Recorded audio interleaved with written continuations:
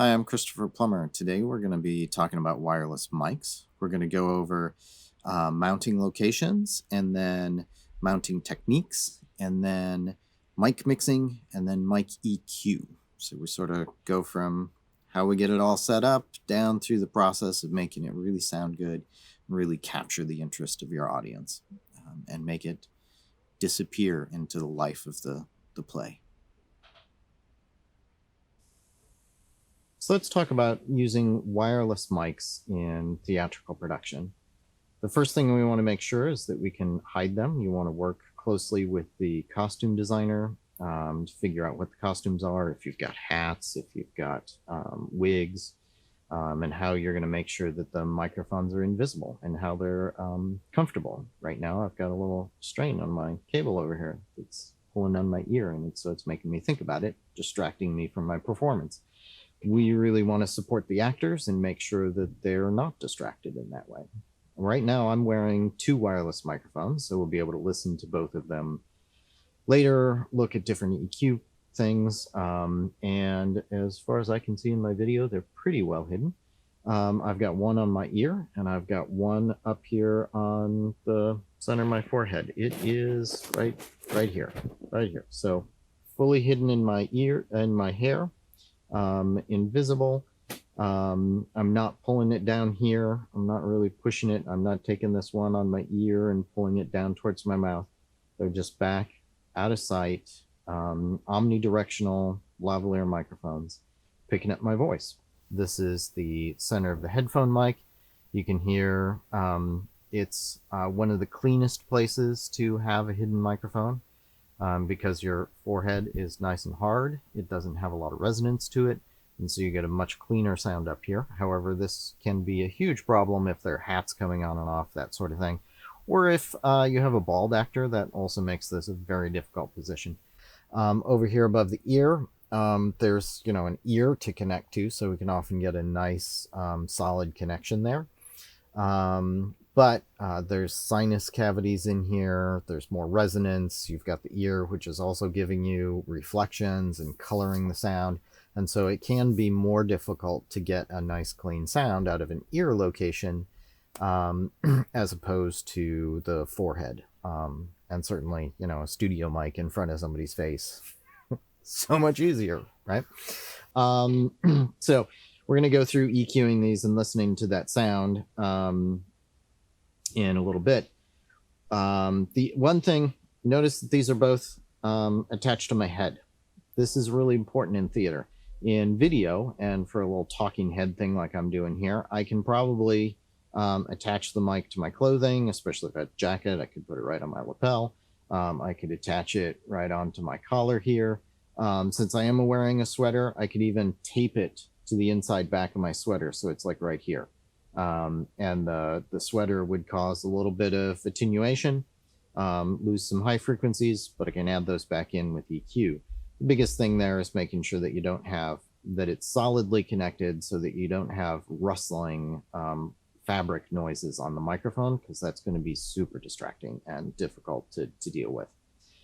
We don't do that in theater because the relationship of my mouth to that microphone is going to continually change. This actually happens a lot if you do lectures. So if I'm sitting here talking to you and I have my PowerPoint over here up on a big screen on the stage, I'm often going to look at my PowerPoint. Now, if my microphone is here, as I look at my PowerPoint, I'm changing the relationship of my mouth to my microphone. And so that's going to cause a major shift in sound. So we don't want that. We want to make sure that that doesn't happen.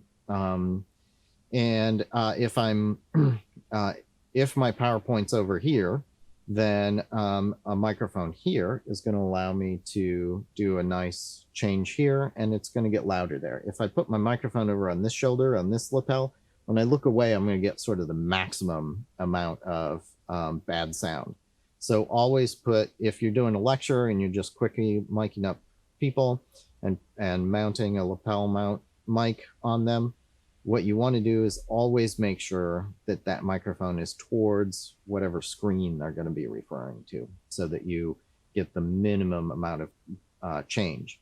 And then if we think about dancing and those sorts of things, we're going to have actors who are going to be looking up. They're going to be looking kind of all over, right?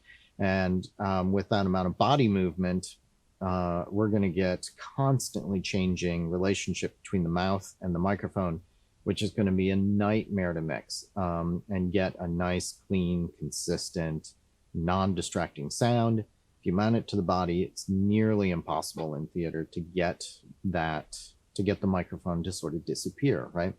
Visually it'll disappear, but auditorily, because the sound quality is going to continually change, it's going to continually highlight to the audience that there's a mic in use and that the sound quality is not good. And it's going to draw attention to itself continually. Very bad. So we mount it to the head so that the relationship between the mouth and the microphone is always the same.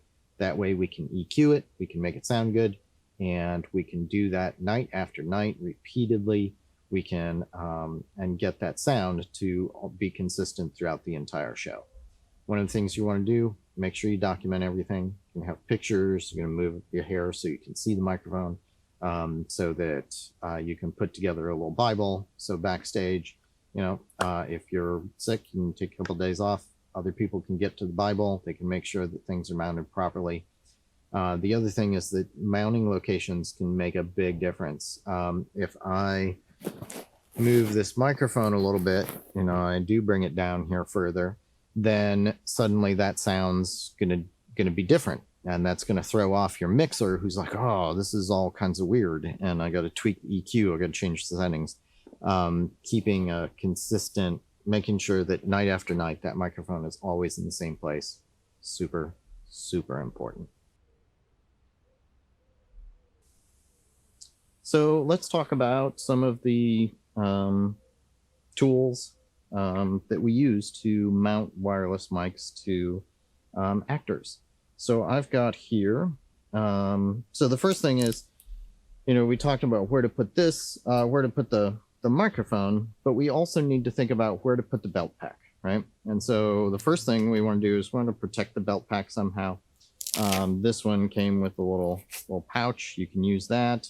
It's got a little thing to go on. You put it on a belt. The belt loop can go off of there, which we usually don't use for theater, because that's going to be, noticeable. We don't want these things noticed.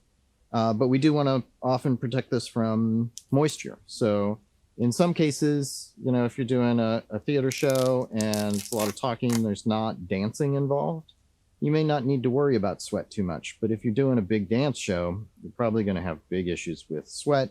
Often we use unlubricated condoms to put these in. Some people like spandex, custom mic bags. And these bags, there's a wireless mic belts.com has some bags that can go over these, hold these well, and then mount on various different things, right? Because now I just have this. What do I do with that? Well, you can make up your own belts. So this has a little pouch, and the microphone just, microphone sits in here, gets strapped in. You want to make sure the antenna and the mic cable have free movement there. And then this one is a belt that I can put in, and if I were to put this over my sweater, ta-da, all gone. I can, right now this is in a kind of weird place, but I can put that in the small of my back. We also have some that you might put around your thigh, particularly if folks are going to be rolling around on the floor. There's going to be that sort of choreography. Obviously, the smaller your back, I'm gonna hit that, and it's gonna hurt me. It's gonna hurt the belt pack. It's not good. So inner thigh is a great place. You generally don't hit that. Although if there are groin shots, usually that hits on the inner thigh, and so you either need to work carefully with the choreographer to make sure that those are hitting not on the thigh with belt pack, or find a different place for the belt pack. We also sometimes will do ankle mounts, especially if you're doing tap dance. You may have wireless mics picking up the tap shoe hits. So that's another thing there.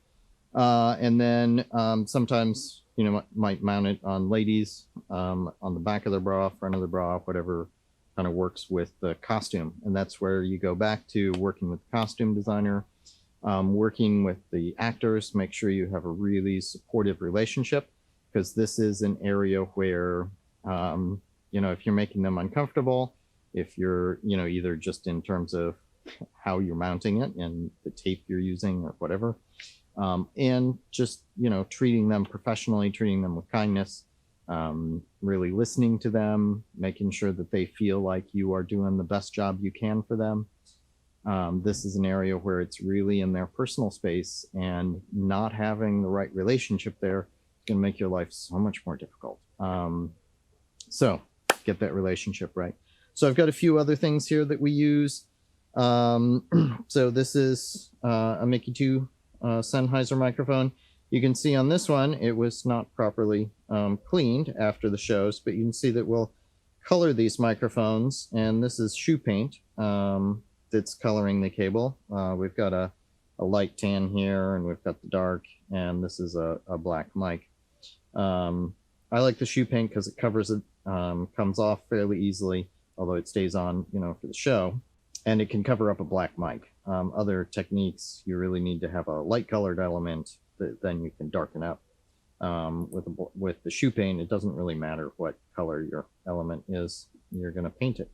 Note that these capsules come off here, and you can take this capsule off, and then we use ultrasonic jewelry washers to, especially if that little hole gets, I don't know if you can actually see that, if that little hole gets clogged with makeup, which is pretty common, this mic's not going to make much sound. It's going to be awful. We have, if you're using tape, we use Blenderm, Tegderm, Transpore, are different tapes that we'll use. This skin prep, wipe it on the surface. It has some alcohol to clean off gunk on the skin, clean off little, you know, oil, and then it seals the skin and provides a really good foundation for attaching the microphone. We've got, you know, hair clips, bobby pins.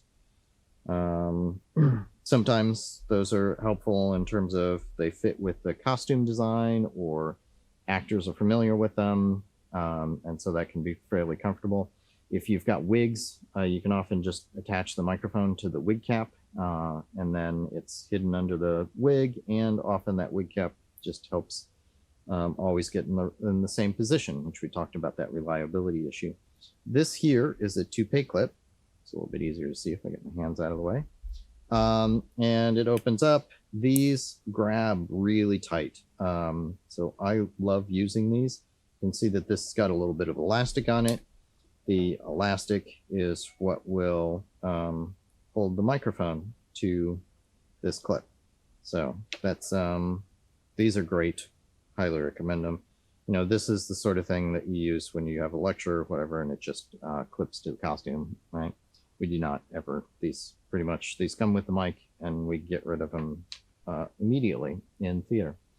This is Floral Wire. This is 22 gauge, which is fairly stiff, holds its shape, and it can allow you to kind of make custom booms out of microphones. So if we look at, so the other thing we've got is on the microphones I'm wearing, where's my cable? This is my little ear mount. Now note that because I'm kind of not doing much motion here, I'm not dancing, I just had this stuck on my ear. These come in a variety of designs, and will allow you to just pop it over the ear. Usually in theater, we'll put a little bit of tape back there, or something that will give you a little bit more security and ruggedness to this. You can see that this one's black and then has been colored. And actually I use this one this way because the black hides in my darker hair a little bit better still. That's changing for me. The tan sort of really leaped out. You can see it easily. And so but the other thing is that I put it on the side of my head away from the camera. And so that way I was maximally hidden. So now I can put that back and okay. On this guy here, what I have done is we have this loop here. So this is stretchy elastic, and so I just have what's called a halo mount. You can see that here I have, if I just have the halo mount, then when I mount this like this, the microphone's going to point this way. It's an omnidirectional mic, not such a big deal. I like to have a little floral wire there so I can kind of aim it. Also helps it so that it doesn't sort of flop around or pop out of the hair or something. So I like the floral wire right there. One of the things to be really careful with floral wire is that you're going to have these pokey bits. So sometimes you put a little bit of tape over those. You want to be really careful about how you're adjusting things, and that especially if you're using floral wire behind the ear, that pokey bit can dig into the skin there. It can make your actors very uncomfortable, and you want to be really careful about that. In this case, this is not the elastic I usually use, but it's what I had on hand here. Other elastics, I'll just tie a knot here. Here I've used electrical tape because it's impossible to tie a knot with this stuff. It just comes right undone. And so I had electrical tape on hand, and that's what I used.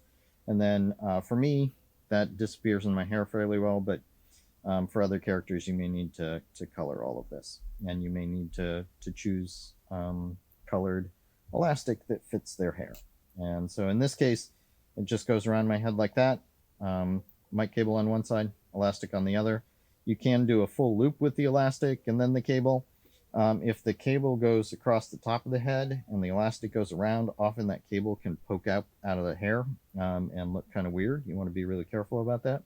So I tend to prefer this method, but it all depends. So those are some of the tools we use for mounting wireless mics.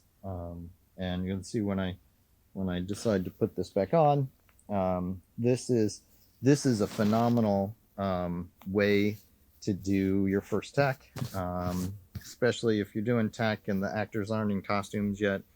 These, boom, it's on my head, right? And then I can just futz my hair, and I can't see what I'm doing with my hair, so it's kind of hard to confirm that it's actually hiding the mic, but it can go on really pretty quick, and that can give you opportunity, especially if you're just trying stuff out, or if you have a character that you're going to do a special effect on, so you're going to put their mic on earlier. This might be a way to rig up actors, get some rough locations, and then work individually on everybody's hairstyle and whatever to see which one of these is going to work best in their hair. So there you go.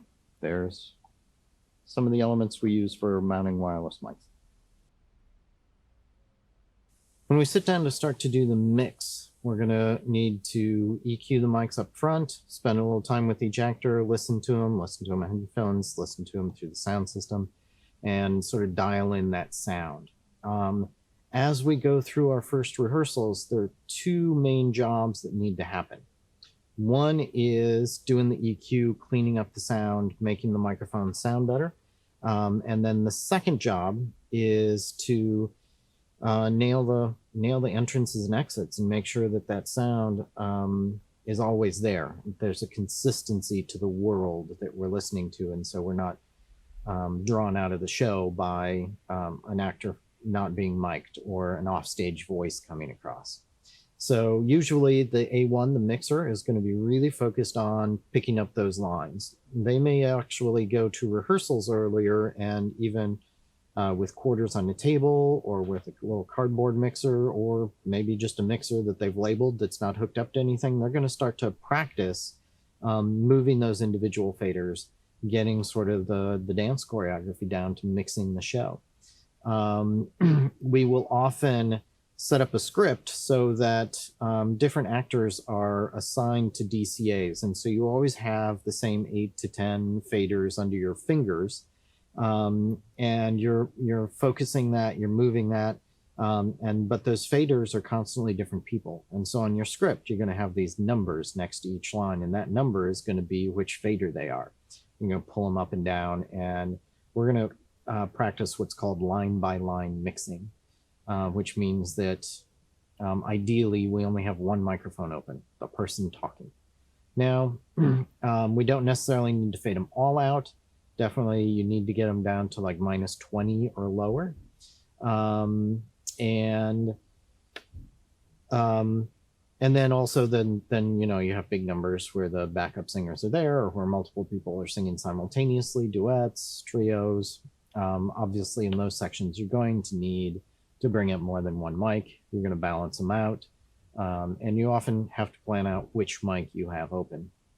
So the big thing here is that if we have like an actor too close to a wall or something, that's going to really color the sound, right? And sometimes that's talking to the directors and folks and having them, you know, just the actor stand a little bit farther away from the wall. And so you can hear what that reflection is doing to the sound. I've got a couple of wireless mics. I got the one on my ear, and that one's generally going to be colored more, you know, and if we have a problem with reflections or pickup of other characters, what we can do is we could move that microphone, or the wall in this case, to the other side of the head. And then it's going to have less impact on this sound, right? Whereas this mic is, you know, it's in the center. It's always going to have kind of a similar effect. And that's one way to address it, is sometimes blocking. And we're not just talking about reflections, though. These are omnidirectional mics, right? So if I'm in a real love scene with you, right, I'm nice and close to you, my voice is really going to get picked up in your microphone, and your voice is going to get picked up in my microphone. And so some of that is lots of quick fader moves to only have one mic open at a time.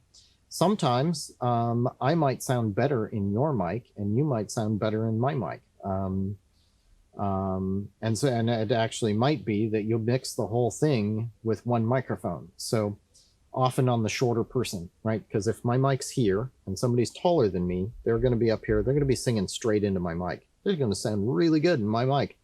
I'm going to sound better in my mic than their mic. And you might just need to boost it a little bit every time I sing. And so then you're all on one mic, but it's like +6 for the short person.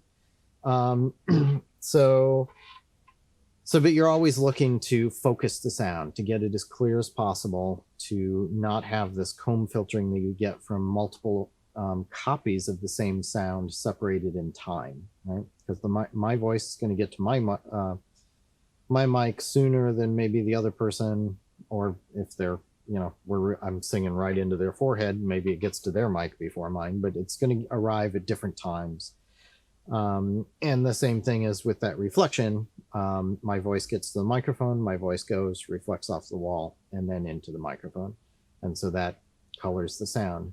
And that's why that's part of, you know, as I move this closer and farther away, it's going to color the sound partially because it's just louder when it's closer. But part of it is also that reflection it changes the time of that reflection, and therefore why that's how that sounds, right? So that's the big thing about mixing, nailing those entrances and exits, getting rid of the comb filtering, really focusing on those fader movements, bringing a mic up, bringing a mic down, making sure that you only have the mics open that you actually need at any given moment, because then you have a much cleaner, clearer, better sounding mix. And so that's what your A1 is really, really going to be focused in on. And so what the sound designer can do while they're focused on that is they can do the EQ. And you can do this either like leaning over the board and being in people's way, or these days it's super, super easy to have an iPad or to have a remote laptop where you can do the EQ of the voices anywhere in the space wirelessly, and get a really, really good sound, really dial in the EQ on each performer. You can also be focused during those crazy sections where the mixer has a ton of moves to do, and you can be focused in on that one line that you keep mixing that needs a little tweak of the EQ. Or actors often, when they move into their head voice for singing, or when they move into a more projecting voice, sometimes that needs a little bit different EQ. And so we might use multiband compression or dynamic EQ to make sure that their voice stays clean and clear and beautiful sounding as they shift its placement. So if they're shifted up more into their nose, that's going to get a different sound. If it's farther back, that's a different sound. And especially if we have a mic that's picking up head resonances, we may need some fairly different EQ to smooth that transition out, right? And so the mixer can be focused on those cues, focused in on making sure the mics are up and down, making sure that mix is focused. And then the sound designer can be focused in on the sound. They can be focused in on EQing each of the performers, popping in there, tweaking it up. And they can be focused in on the image. Do the actors sound like they're coming from the actors? Do their voices attach to characters on the stage? Or are they sort of floating around? Or are they really disassociated? Or do I hear the front fills and just the front fills?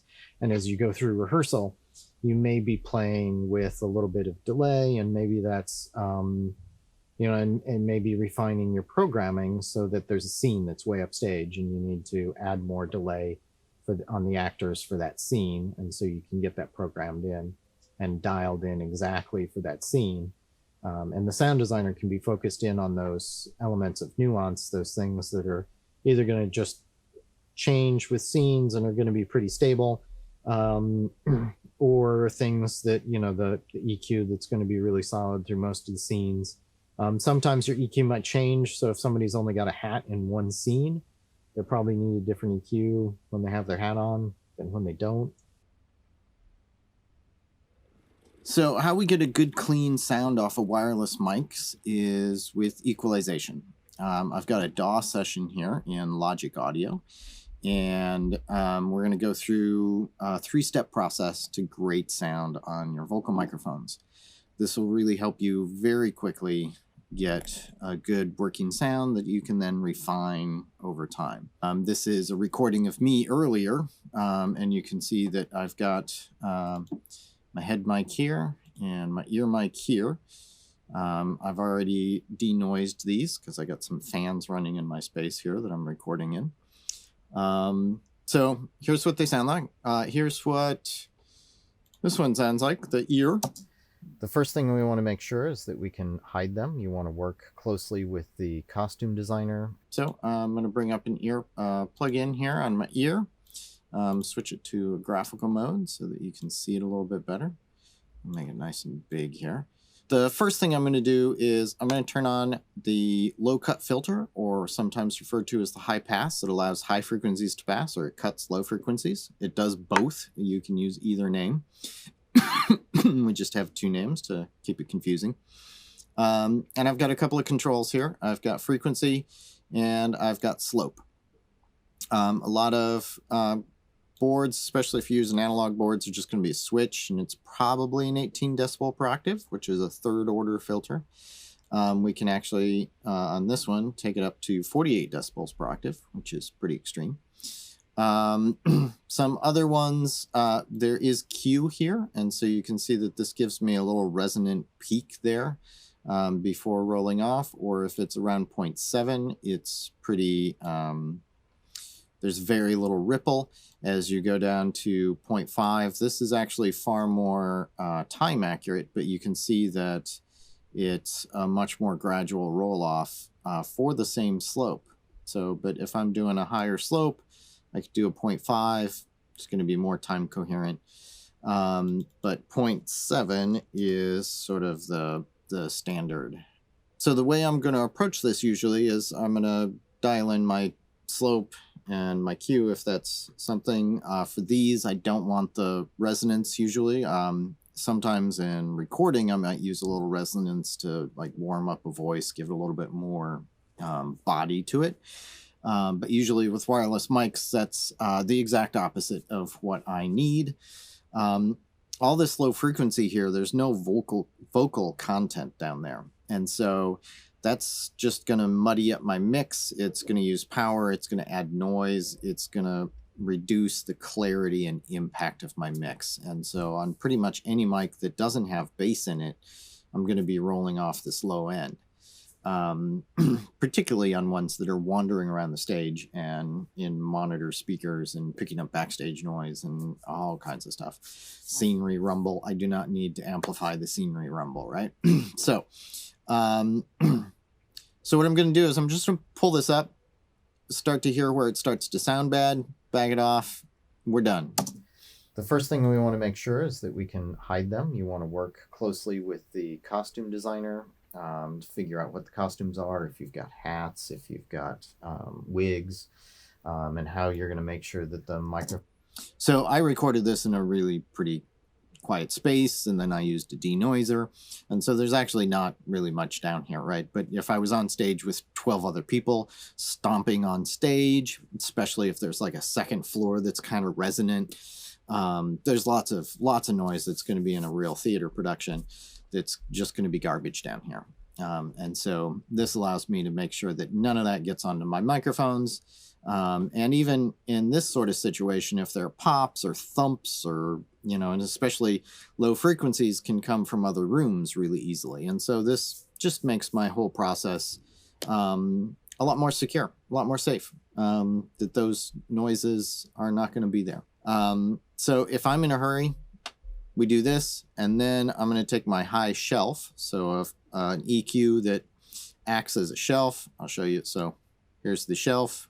Here's the transition period, and it's in the high frequencies. So this is affecting a lot of frequencies and is going to brighten up my vocal microphone. In wireless mics, this is usually important because my wireless mic is, you know, on my head, or it's above my ear. It's not in front of my mouth. And if high frequencies are really short wavelengths, and so they go directly out my mouth.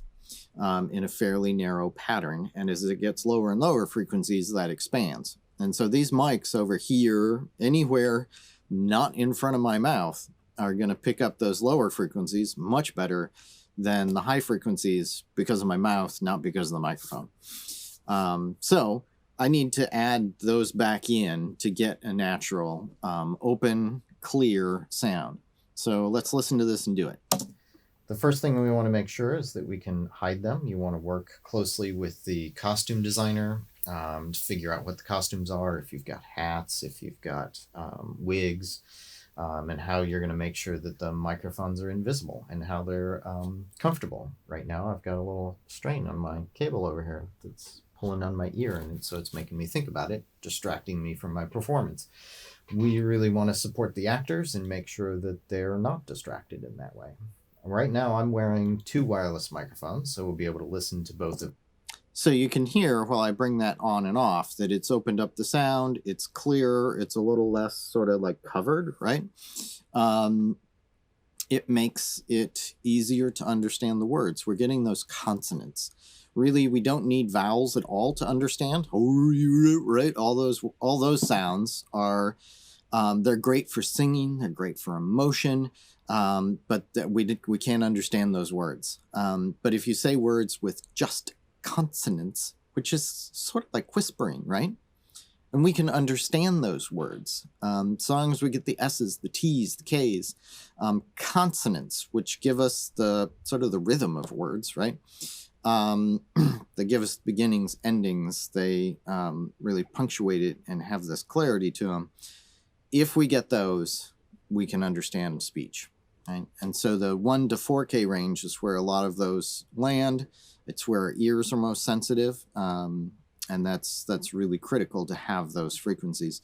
You can hear, as I boosted that up way too much, you could really hear a lot of the noise, right? You could hear all kinds of high frequency details in the room. This was not a wireless mic. It was actually a lavalier that was wired to this little Zoom F1, and so it's got a little chip in here, and it's recording directly onto there. So I'm not broadcasting it. There's actually a wire, and it goes to my disc, and then I sync it up later. Which means that there's wireless has noise, right? So occasionally I'll actually, especially if I've got super cool EQ like this, I often don't have this option on a lot of soundboards, but I might cut out the super high frequencies because they're mostly just noise. They're hiss, they're static in the wireless. So I'll boost this up a whole lot, and then you can see the effect of that. The first thing we want to make sure is that we can hide them. You want to work closely with the costume designer to figure out what the costumes are, if you've got hats, if you've got wigs, and how you're going to make sure that the microphones are invisible and how they're comfortable. Right now I've got a little strain on my cable over here that's pulling on my ear, and so it's making me think about it, distracting me from my performance. We really want to support the actors and make sure that they're not distracted in that way. Right now I'm wearing 2 wireless microphones, so you can hear that while I was doing that, there's not a whole lot of voice action happening up here above 10K, right? So we can cut that out. In this system, there's not a lot of that high frequency noise that you'd have on a wireless system, so it's not making a huge difference. But it is taking down some noise, and as I pulled it down, you could hear where it really sort of got to get honky, right? Because I'm taking out too much of the high frequencies, and we're really starting to hear this, especially this 800 to 1K sort of meh. Yeah. So we've brightened it up. If we do a AB here, the first thing we want to make sure is that we can hide them. You want to work closely with the costume designer to figure out what the costumes are, if you've got hats, if you've got wigs, and how you're going to make sure that the microphones are invisible and how they're comfortable. Right now I've got a little strain on my cable. So we're trying to balance out that noise issue that you can hear in the background, but also get an open, clear sound. Part of what's that increased low frequency is giving us the sense of the microphone. Right? It sounds like the voice is just like right in our ear, right? When you put microphones close to a sound source, they have what's called proximity effect. And this will sort of happen with your ear too. If somebody's like really close and intimate and whispering in your ear, that's going to have some enhanced low frequency to it, and it's going to feel very intimate. It's going to feel weird, right? We normally don't have that much low frequency, and so when there is, it's not ordinary. It sounds mic'd, it sounds artificial, and usually within a theater context, that's not what we want. We want this natural sound. We want this open sound. We do not want too much low frequency there. Also, the low frequencies are where we get the vowels, and they can also cause conflict with other people's low frequencies on stage because they're more likely to combine and do weird things to us. So the first thing we want to make sure is that we can hide them. You want to work closely with the costume designer to figure out what the costumes are, if you've got hats. So there we go. This is going to get you 90% of the way. And this will go through, and you'll be able to really quickly get what ought to be acceptable sound to start off with. Now, the next step is that you're going to want to find those funky resonances and take those out, particularly if you're EQing like an ear location. You're liable to have to do more of this. And then this is also highly dependent on your sound system. You really have to do this to really get it right. You have to do this live because there's a whole interaction with the room and the PA that's going to cause additional colorations at different frequencies. So you'll have to do it live, but you can get a start on it this way. The first thing we want to make sure is that we can hide them. You want to. So one of the things that's often recommended and derided is this boosting a frequency, sweeping it, finding something that sounds bad, and then cutting it. I think that as you're learning, and even when you just need to do something super quick, this can be a great technique. It works. The downside to it is it's really not a good idea to use this if there's an audience, right? And so once you get into performance, you're really going to need to train your ears so that you don't have to boost it. You can just listen to the sound. You've trained your ears, and you can cut it without doing the boost. Okay, but especially as you're training your ears, this can be a good way to start to dial into what are the things I'm listening for. How can my ear pick up on things pretty quickly and not have to boost them? Because you're going to hear that each of these different frequency ranges has different colorations. And once you've trained your ear, you'll hear the voice, and those colorations will just sort of pop out to you, and then you can just bink, bink, bink, bink. So ear training is great. I recommend the David Moulton Golden Ears program, which I think you can still get your hands on. But just doing that really, really helps, and you'll be able to really zero in on these resonances. But let's do the sweep and cut here so that you guys can hear what this is like, and how this sort of works, and what you'd be listening to when you're doing that ear training. The first thing we want to make sure is that we can hide them. You want to work closely with the costume designer to figure out what the costumes are, if you've got hats, if you've got wigs, and how you're going to make sure that the microphones are invisible and how they're comfortable. Right now I've got a little... So I've kind of got three things that poked out to me there. I've got a lower mid here, kind of, and then we've got a little boxiness up in here, and then another one up in here. Note that this is, I don't know, these were like 300, 600, and 1200, right? Those are all harmonics of the same resonant problem. So you'll often see some relationships there in what you're doing.